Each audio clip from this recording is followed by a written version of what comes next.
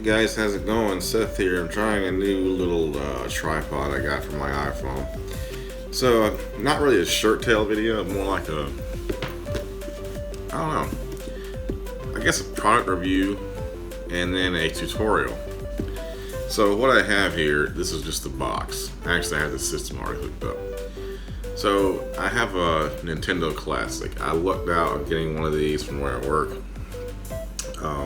You can see it has all, well not all, but it has 30 games that came with it. But I'm not satisfied. Y'all know I'm crazy about having everything perfect. So I had to get all 700 games. Anyway, the shirt I'm wearing says back in the day. It is a Nintendo throwback shirt. And also what I thought was cool is that it came with this poster, and I believe it the original one came with the same one. So I'm gonna get like a frame from where I work and frame this bitch up. So that's that. So you guys watched the other video where I showed I had 700 games. Now I'm gonna show you how I did that. So I'm gonna move the camera to my computer screen. I don't feel like doing a voiceover and recording the screen. I'm just gonna aim the phone at the screen and you guys can just take it for what it is. So, you guys ready? Here we go. Alright, so what you do is you plug in your Nintendo Classic into your computer to the USB port. I don't have mine over here, but I'm gonna just basically walk you through what you do. Now, I'm not gonna link you to where the ROMs are, but Google and Pirate Bay are your friends. If you can't find it on there, then you probably don't have any business hacking your system to start with. So we're gonna go ahead and open up the app.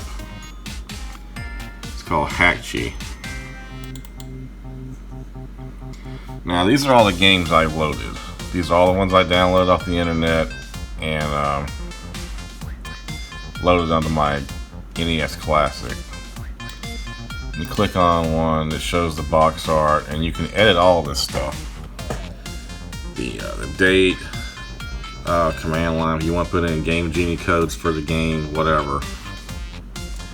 You can change it to say 2 players, whatever you want it to look like.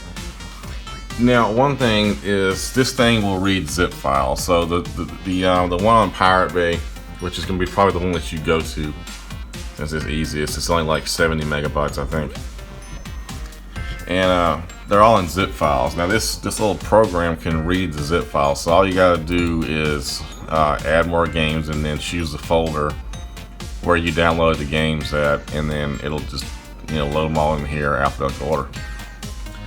Now, one thing that I didn't realize, and I did over 2/3 of these manually, is it doesn't have the box art with the ROM. So when you download your ROMs, you have to use Google to find the image and transfer it to the NES Mini. Now the thing is, I didn't notice this little option right here, download box art for all games.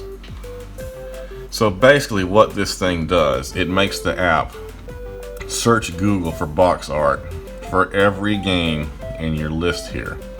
And then it syncs it to this, and then when you transfer it over to your system, you won't have just a little file icon, it'll be in each individual game's box art. Now, depending on how fast your computer is and how fast your internet is and how many games you load, like I got 700 almost, well 694, because some of them don't work. Like Duck Hunt, there's no point in having that in there because there's no light gun or anything.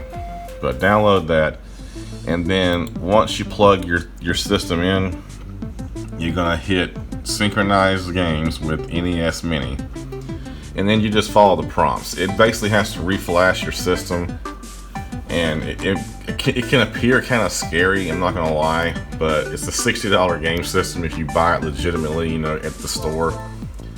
I wasn't too worried. I'm pretty computer literate, but it walks you through everything, guys.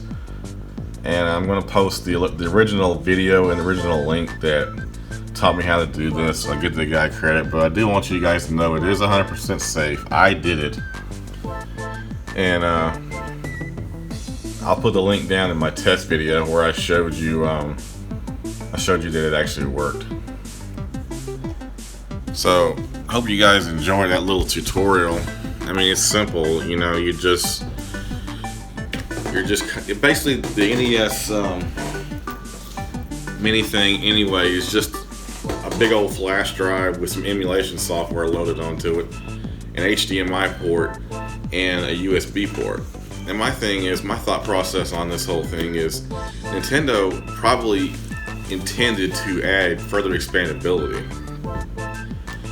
Looking at this program, I'm guessing the memory size on the NES Classic is around 300 megs, which is not that much at all. You figure a CDR is like 700. But NES games are really small, they're like a couple of megs at the most. I mean, at the most. So you gotta figure games back then were really, really tiny. 8-bit, not much music, small file sizes. But anyway, why would they use a USB port as a charging port unless they had planned to add expandability on it? And they probably figured somebody was going to hack it. I guess they didn't care. But anyway, yeah, I mean, all it is it's a big emulator, or it's a small emulator actually, and I love it. I mean, I'm gonna go play it here in a little bit, but all my old games, I never was fond of the trigger games, the laser beam games, light beams, whatever they are. But yeah, Double Dragon and Zelda and Punch Out, Mario 1, 2, and 3, good classic Nintendo games.